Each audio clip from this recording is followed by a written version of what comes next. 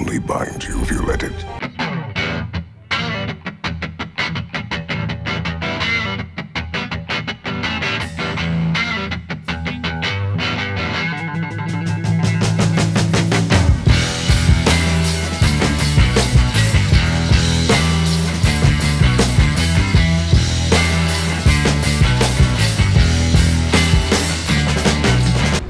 It took me around 28 hours to reach the end of God of War Ragnarok's story. Along that journey I completed a fair few of the longer side quests though, so I'd estimate somewhere in the early 20s if you were going to go straight ahead along the path of mainlining it. It's crucial to note that there isn't a point of no return in Ragnarok, so every objective is still available to complete after the credits have rolled. Since then, I've put another 20 hours in and have secured that platinum trophy. That includes beating all of the really tough optional bosses and cleaning up all of the collectible ravens, artifacts and lore, of which some were quite difficult to find, but that shouldn't be too much of an issue for you now that guides will be available at launch. I still haven't got 100% in every realm however, so I'm still finding myself jumping back into Ragnarok for the odd side quest or two.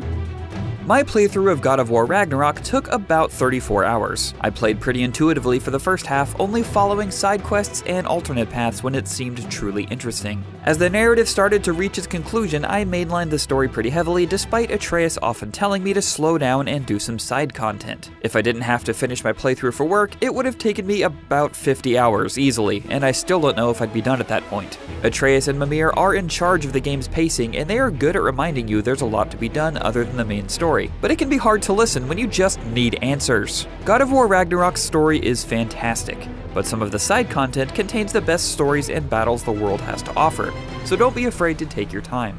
Your journey will be richer for it. So, I rolled credits around the 60-hour mark on the Give Me God of War difficulty with a 95% completion. Yes, there were a few optional fights that took me more tries than I'd like to admit, especially early on when you're limited by lower level gear, but a good chunk of my clock came from restarting fights to record that perfect no-hit encounter, or just practicing blocking and dodging so I could learn enemy mechanics and the timing for parrying their most troublesome attacks to write tips for our guides. Chances are, if you're reading our wiki, you're reading some of my tips. I spent way more time than I should have when backtracking to try and find some random, undiscovered objective. This was my biggest gripe with God of War Ragnarok, is that particular objectives or collectibles aren't locked behind equipment, some are, but instead they're locked behind a conversation with a character in a future chapter, with some of them not being available until completing the main story, despite showing up on the objectives list. If I were to start fresh now, knowing not to go for that 100% completion before rolling credits similar to what I did in God of War 2018, I would have cut my run in half. So consider this your PSA. You could have told me before I poured.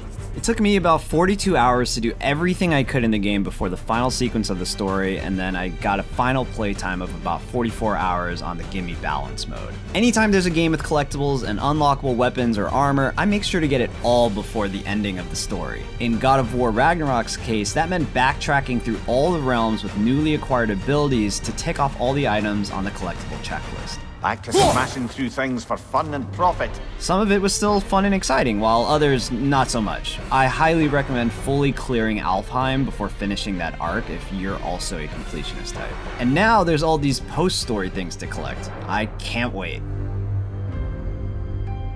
By the time I rolled credits on my Give Me No Mercy playthrough of God of War Ragnarok, my playtime clocked in at about 38 hours. That includes about 20 side quests and a lot of exploration of all the 9 realms. My playstyle in the first 3 quarters of the game was to complete every side quest that I could reasonably handle at my level, but once I reached the last quarter, I decided to save the rest for the post-game. And luckily for me, the post-game seems pretty stacked. I still have 14 quests in my journal that I have not yet completed, and several challenges that I'm simply not well equipped enough to handle just yet.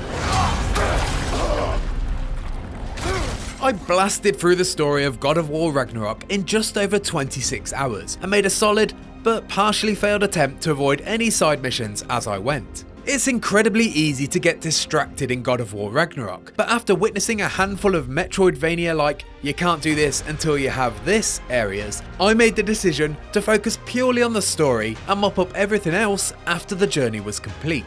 I'm glad I did, because exploring the 9 realms, story quests and endgame content almost felt like another full game worth of God of War goodness. There's a ton to see and do, and it's not all related to quests either. With all the tools now in my arsenal, I clocked in another 21 hours in that quest for the precious platinum, which finally popped on hour 47. And if you want more on God of War Ragnarok, why not check out our review or graphics comparison? And for everything else Kratos and his crew,